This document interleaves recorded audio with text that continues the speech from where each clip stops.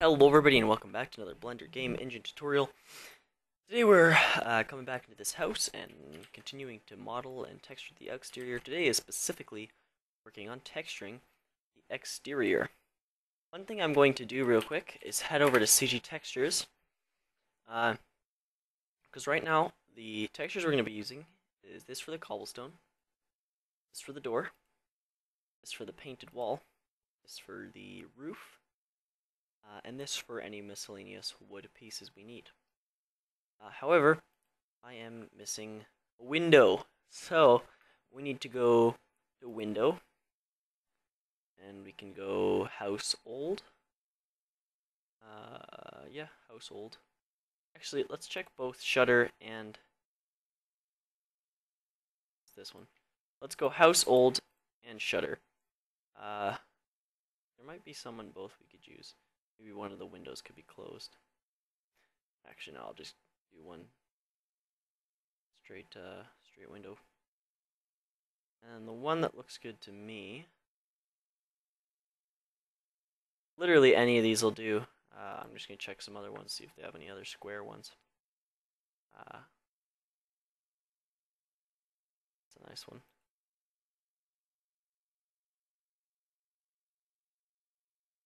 But actually that last one looked good. This one looks like a nice one to me. And we can download the biggest file. Always try and download the biggest one, because it's easy to scale downwards, but it doesn't look so good when you scale upwards. And I have a cut. I'm bleeding. I just changed my brake lights, and I got a paper cut when I opened the box for the new brake lights. Go figure. Anyway, so last time, if you remember, if we go into edit mode with this, we've got all our pieces here. We can start to arrange these. We can grab this here, and this is going to be the roof slash shingle textures, so I'm going to put those right there, close to the border, but not actually touching the border, just close to it. Leave a little bit of bleed room there. This, I believe, is the cobblestone, so you can grab this and move it right there.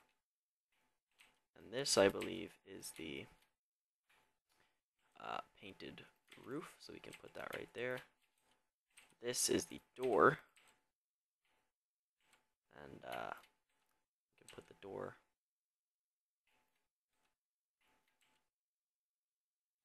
right there. And now we can grab some of these. Which one's this? Some more of these bars and stuff like that. Which one's that? These are all going to be the same texture. It's just going to be a wood texture. And so I'm literally going to grab all of these and just put them over themselves. Since I'm not baking any normal maps or anything like this, anything like that to this texture, there's no point in making sure these are all separated uniformly, like have their own individual spaces and stuff like that. There's no point to do that because I'm not actually baking normal maps or ambient occlusion. All I'm baking is a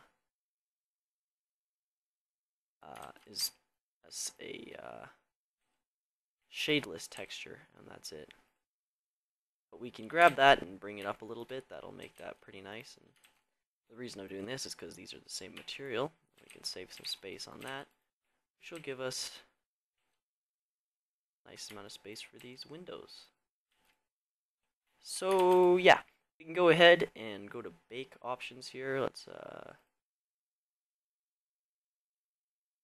go down to bake. I'm going to go textures. I like a margin of 6. That's always seemed to work for me. Just go ahead and bake. And we actually need to create an image. So I'm going to call this small house, small underscore house. We'll just call this D for diffuse or T for texture. I like D for diffuse. I'm going to go 4096 by 4096, which is try and stay in increments when doing image sizes, like 16, 32, 64, 128, so on and so forth. Now we can bake this, and you will see that will bake really nicely with just our different color coded things. So we can go to texture here, and we'll call this, actually go to tutorial house, we'll call this small house diffuse, and we're going to go all, select everything to make sure, UV, export UV layout, and just export that UV layout. Now, for doing, why is this being weird? Don't like that. There we go. Save that. Under crashes a lot, so make sure to save often. I'm going to be doing the texture in Photoshop. I have GIMP, haven't used it in a while, not familiar with it. If you guys want me to do tutorials in GIMP, I can get familiar with it again. But for now, I'm going to be doing it in this. Okie dokie, so I'm going to start off with doing this roof over here, and I'm going to bring this in. Also, if you want normal maps, there's a program called Crazy Bump, which is a paid program, but if you are, and I'm not condoning this type of behavior, there are cracks online of it. I do not have it yet. I probably am going to buy it because it's pretty useful. You can import any image and it'll turn it into a normal map. Yeah, so that's basically all you have to do. Is all I've done there is separate these little guys into cubes. Because they're seamless, I can just keep repeating them. I don't have to scale them up or down or anything like that. And that's a pretty still high res. It's still pretty clear. Because it's high up, we're not going to be able to see it too much. But now we can bring in some more images. And these ones here, we can just grab and bring it over. And if you hold shift while you grab it, once you have it and then hold shift, it'll snap to the other thing's border, so you don't have to be too careful about that. And I'm just going to make a bunch of new layers here. Snap to that. And snap to that. It looks like it's, no, it's just one of those glitchy things that Photoshop does. Now, of course, we can select black again and delete some of these areas that aren't actually brick, like so. And if you recall, this is the inside of the chimney, and I'm going to make that a pitch black. Because this is one flat pitch black color, if you wanted to, you could actually make that selection like the UV like that big. Not even, you can make it like that big. Like 1 pixel by 1 pixel, which would clear up a lot of space in your thing. Because it's one color, it's just going to stretch it, right? And it's because it doesn't matter if it's stretching, because it's one color. An image like this stretching would obviously look really funny if it was stretched this way a lot. But that's because it's multiple colors merged together to create an image. Now, we do need the UV for this next part. So we can grab this UV. Oh god, what is... That's so cool! Bakes the individual colors now. That is very interesting. Put that to overlay because I don't like what it's... It is a little tough to see. And now I'm going to put wood up. I'm going to scale this one up just for the time being. Normally I wouldn't scale it up too much, but now what I'm going to do is go into here with my brushes here and just select the grain going upwards. Be careful with this. And this is the only area we're actually going to keep because we do not need the grain going downwards for the side ones, because we're going to switch those out in a second here and give that a nice clean look. So we can make a selection, inverse that selection, and delete. We need to rasterize this though. Delete. And just like that, we've created a very simple thingy there. We can delete that path. Rotate this after you've duplicated it, and that should get a pretty nice path going. But you can see it's a little buggy in the areas up here. It didn't perfectly rotate, which is not too big of a deal because we can just fix it like so. And yeah, now that's looking pretty good. If we go like that, yeah, that looks alright. Some things we can do is put a bevel on this with very small opacities. And put a bevel on this. Actually, that won't work. Never mind. We don't want to do that because that's... I'm going to select these guys here. Inverse the selection. Delete it. And do that same thing for these ones here. And now, select the black here. And this just makes it look a little cleaner. Makes everything look a little nicer. And that will look pretty good once we bring it into the actual engine itself. But you can do some clone stamping if you want and kind of fix up those seams a little bit. Clone stamp is very useful for that. You can fix up quite a few issues just by, having a basic blender brush, and that's very helpful. It's gonna look a little weird, but it shouldn't be too bad. Okie dokie. Now we can bring in another wood image here, which is actually the same one. I'm gonna go ahead and make it roughly the size of this width-wise. And then do as we did before and duplicate it. Come on. Hate Steam. Come on. There we go. Do as we did before and bring those down, holding shift to snap to the last one. Is it snapping right there? It's snapping to the other layer, which is invisible. There we go. And you can see that's just one layer now. That's going to be good. Now, what we can also do, turn this back on. And if I grab this guy here and move it over, I'm going to move it over just to the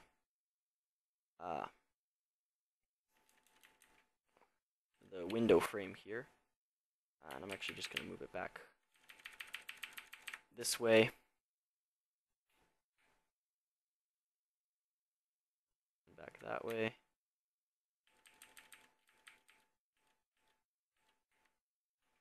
Just like that, we should be able to merge these. And now, go in with this UV here. And I'm going to select the actual door. Can't really see it. There we go, it's right there. And go to this side and hold shift and click, and it'll make it a nice straight line. And I was way off with my click. I was gonna click way off. And shift click once again. And one more time up here. One day we'll get there, don't worry guys, there it is. And we can make a selection. Inverse that selection. Sorry, no, we want to keep that selection. Delete. We want to select background. And delete that, and as well delete the background for those guys there. And now, with this one selected, we can do some more deleting. Alright, so it looks like we got everything. And now we can bring in this door texture. You can see it's a pretty large texture, which is nice. We can select rough selections here. Inverse our selection as we rasterize it. And then scale down our door. Down shift to have a uniform scaling. And scaling down isn't such a bad thing. I'm going to make sure this is behind. I'm going to move that down behind the frame. And this way, anything frame-wise, if when we put it behind, it's not going to look awful. And as soon as I can't see the brown, I'm going to go over a little bit more. And I am going to scale this thing a little bit weird. Mainly for the purpose that I want it to fit nicely. And just like that, we have a nice little door. You can do an inner shadow on this door with a nice big size, a little bit of a distance, and a little bit less opacity, which is going to really make it look like it's sunken in. Okay, now we can do this plaster wall here. And all I'm going to do for that is, again, take my seamless material and just keep copying it and merge that, and then delete the extra stuff. And if you excuse me, guys, my throat is a bit sore today, so I'm just gonna take a drink of water here.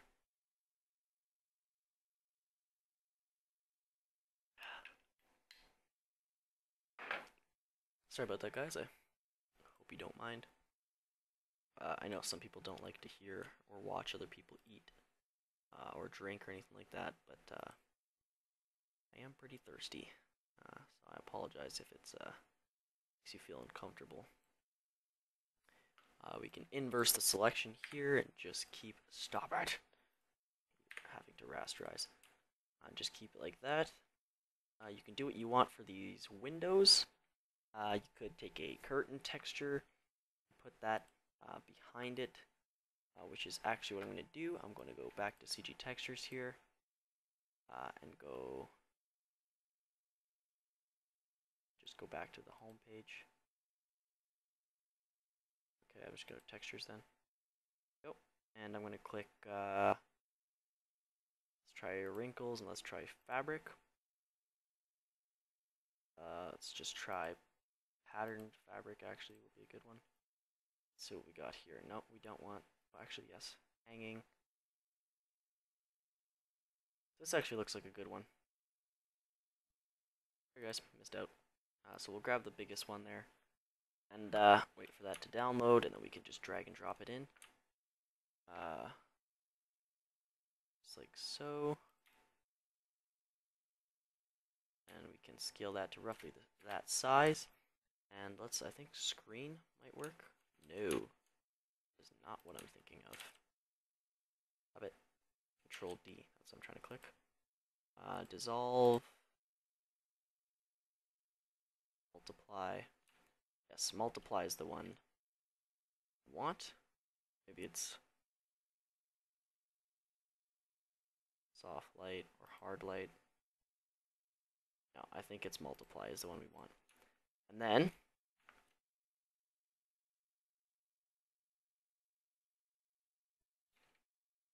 can select these individual frames here. The actual glasses.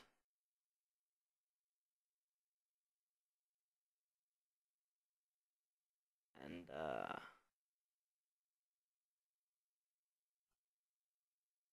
inverse that selection, and of course I have to rasterize it. There we go.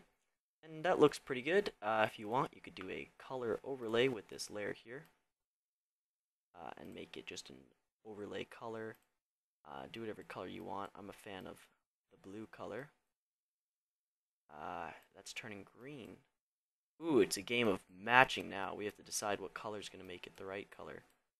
Oh, I used to be good at this, and then found out I was colorblind in it. Just crushed my dreams. Let's see. What color was it? Yellow. Or no. Yes, it's yellow to start with. And blue Let me Google it. What two colors make blue? It is. Oh no, it's the primary color. Right. Should have known that. Okay. Alright, this is our mission now. We'll select multiply, lighten.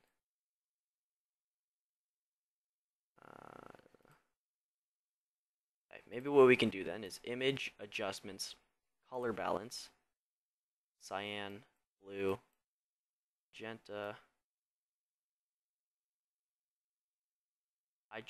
I'm trying to make it blue. I want it blue.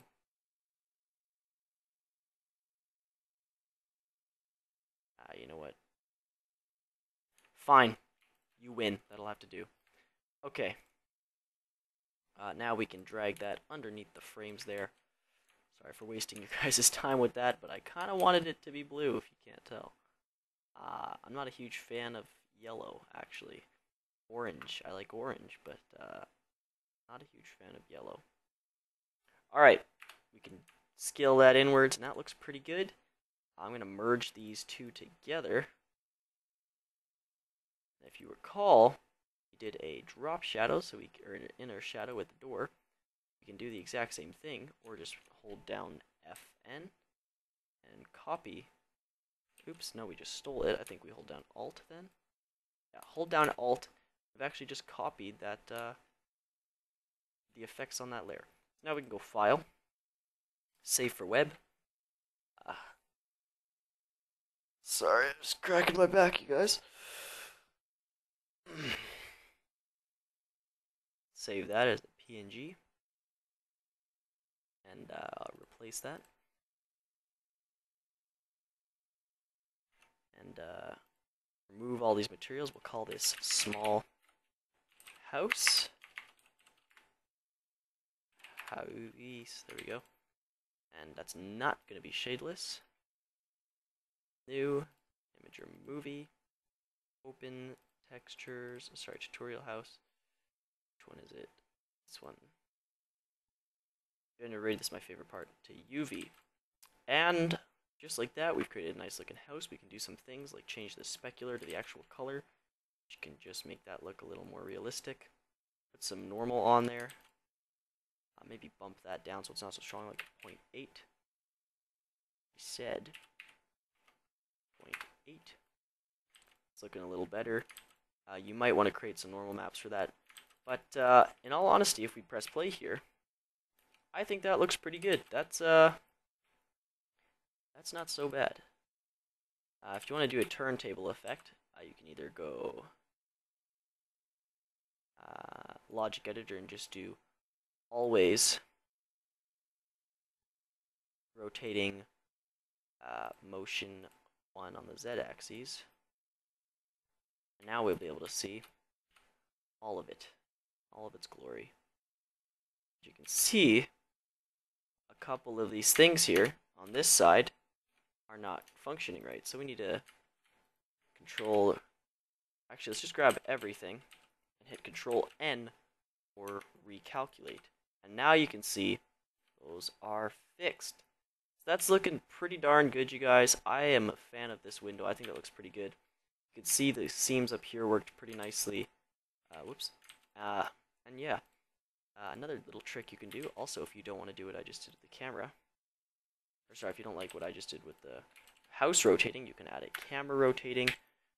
Grab this all the way outwards till you can see it if you like a certain position or whatever. Or you have multiple objects, you can grab a cube, always, motion, -1 or 1 or whatever you prefer, and grab the camera, shift select the cube, just like so, and now it's actually the camera rotating. Little trick you can do there. So that's looking pretty good, you guys. I am a fan of this. I think this looks really nice. It should be pitch black in there. That's looking pretty darn good.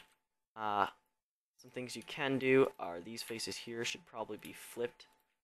They're normals at least. You can just flip the direction to make those outwards a little bit. I guess it didn't really do anything. Oh well. Anyway, guys, if you like this tutorial, where we built this little house. I think this was 3 parts. This is the 3rd part here. We built this little house, which looks pretty good. You can kind of manipulate it in any way you want. You can actually take any of these parts and kind of apply them to other buildings. So if you make the shape of another building, you know, you can take some of the windows here, the door here, some of these pillars, and just transfer it over to another building to get a very similar effect. And you can see I've actually done this with a couple other buildings here. You know, I've got this building here or this building here, and literally I use the exact same technique to get the buildings like this. So yeah, thank you all for watching. Please leave your tutorials on what you want to see for game engine tutorials or Blender tutorials, because I will be doing tutorials of all kinds. If you want to see something certain, just leave a comment in the section below. Anyway, thank you guys for watching. Have a good day. Bye bye. How do I turn it off?